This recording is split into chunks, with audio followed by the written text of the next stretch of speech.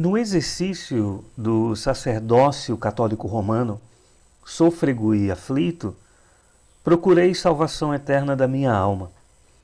Cumpria com rigorosa disciplina todas as prescrições do Código de Direito Canônico, todas as determinações de outros estatutos, como a Pastoral Coletiva dos Bispos do Brasil, todas as sugestões do meu superior eclesiástico e todos os pormenores do cerimonialismo sacramentário.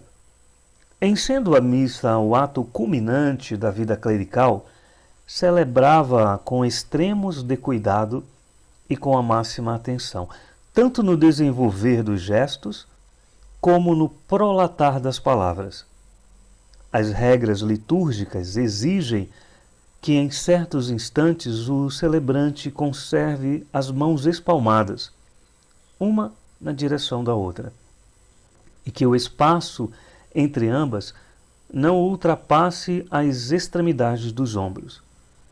É um pormenor levado em descuido pela totalidade dos clérigos após alguns meses de função sacerdotal. De minha parte, contudo, até nessa exigência fui em extremo fiel. Tudo empreendia no anelo de encontrar eterna salvação para a minha alma.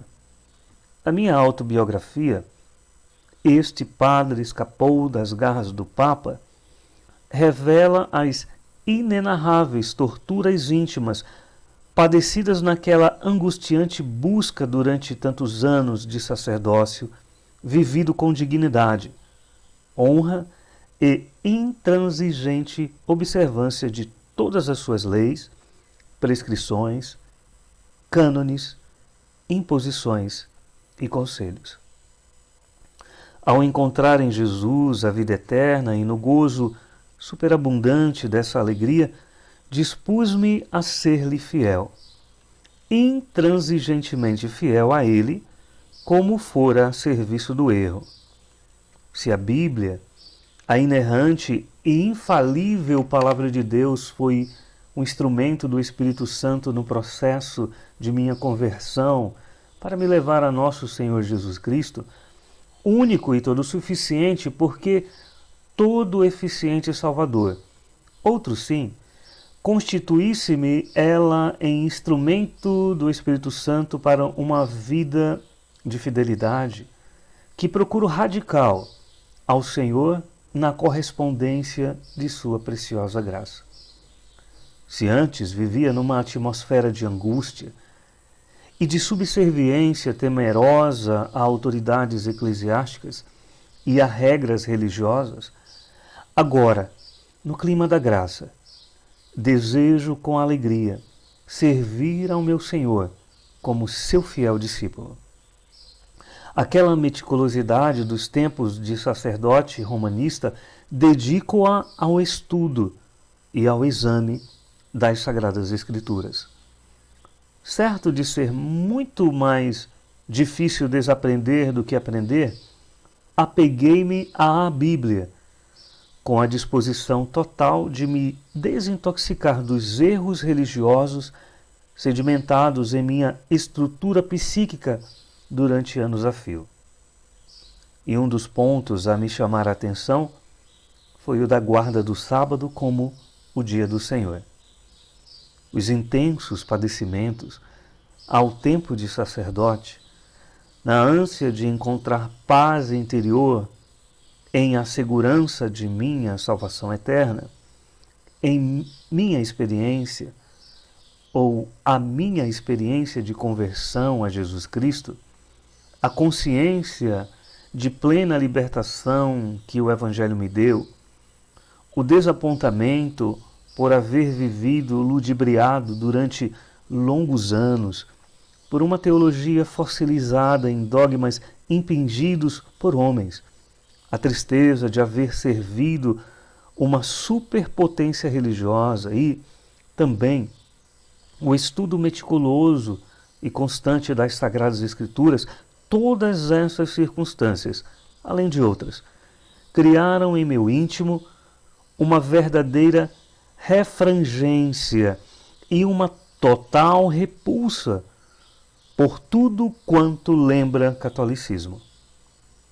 Com essa disposição interior tão característica minha, evidentemente, jamais poderia aceitar a prática do domingo se ele fosse instituição católica. Outro sim, aguçou-me ainda mais o interesse pelo exame do assunto tocante ao sábado, a quantidade considerável de cartas acerca da matéria, sem exceção, longas e repletas de citações bíblicas, me incitavam à guarda do sábado, abre aspas, se realmente houvesse abandonado o catolicismo, fecha aspas. Isto é, se não o observasse, implicaria em permanência no catolicismo, pelo menos em parte. Algumas cartas alegavam que, sem cumprir o quarto preceito na sua literalidade, conforme as traduções portuguesas da palavra sábado, teria eu saído do catolicismo, mas o catolicismo não saíra de mim. A bem da verdade, devo destacar a nobreza e a elevação de todas essas cartas. E a bem da justiça, devo agradecer a todos esses meus ignotos missivistas pela sua dedicação em meu favor e, sobretudo, pelo interesse em mim despertado, no sentido de examinar detidamente o assunto. Os versículos bíblicos à farta citados, em todas elas são os mesmos, e nisto não vai mal algum, pois o assunto é o mesmo. Todas elas, outros sim, seguem o mesmo arrazoado e a mesma forma de argumentação, revelando, portanto, a procedência de uma única escola religiosa. Algumas pessoas mais ousadas me abordaram pessoalmente. Seguem também uma técnica comum. Começam com elogios e voz dulçurosa, com perguntas sobre a lei de Deus, a necessidade de cumpri-la por inteiro e, de maneira especial, sobre a guarda do sábado. Ao sentirem, todavia, qualquer resistência, via de regra, se abespinham e se destemperam. De certa feita, dirigia eu uma campanha de evangelização em Cariacica, circunjacente de Vitória, capital do estado do Espírito Santo, por alvitre do pastor da igreja batista local, sob cuja responsabilidade se dava a programação, houve um parlamento de perguntas e respostas no sábado à tarde. Numa de minhas pregações, na quinta-feira à noite, referi-me à guarda desse dia e alguns observantes dele, desgostosos com minha alusão, compareceram ao aludito parlamento. Procurava responder às perguntas num ambiente tranquilo de uma reunião de crentes evangélicos interessados em aprender. Em certa altura, porém, sobrevieram as perguntas dos agastados sabadeadores. Minhas respostas deixaram-nos confusos e recorreram ao escárnio e ao achincalhe e, se não houvessem sido retirados, estaríamos impossibilitados de continuar nossa reunião. Acredito na utilidade para eles da adoção da mesma tática das cartas quando das oportunidades dos debates verbais. Agradeço-lhes, todavia, também estes destemperamentos como reveladores da inconsistência de suas convicções sabáticas. Devo ainda lembrar a amizade por parte de alguns deles a mim dedicada, e por mim considerada e retribuída em idêntico nível. As abordagens, ou por cartas ou pessoalmente, me estimularam ao estudo detido e meticuloso do assunto, cujos resultados desejo imprimir nestas páginas para esclarecer consciências e tranquilizar corações. Minha posição no tocante ao cumprimento do sábado está absoluta e inconcussamente enraizada na Bíblia, a infalível palavra de Deus. Evitei o recurso dos chamados, entre aspas, pais da Igreja, de cujos escritos desconfio e cuja autoridade para mim é pura ficção. Evitei, outro sim, a citação de, entre aspas, teólogos para escapar da influência de qualquer, entre aspas, escola, embora reconheça o valor magnífico de muitos teólogos alcandorados em eminentes luminares no estudo sério e fiel das Sagradas Escrituras.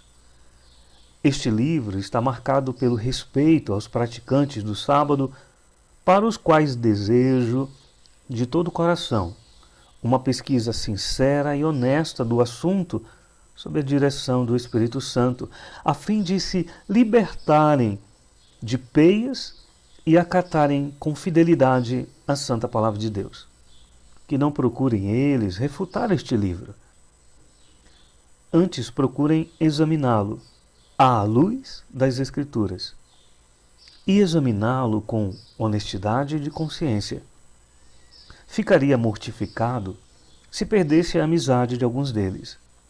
E se me fosse dado escolher, gostaria de continuar a usufruir desse privilégio ao constatar o benefício que este livro lhes produziu. O meu maior empenho, contudo, é o de esclarecer os crentes evangélicos perturbados por insistentes conselhos sobre a necessidade da observância do sábado.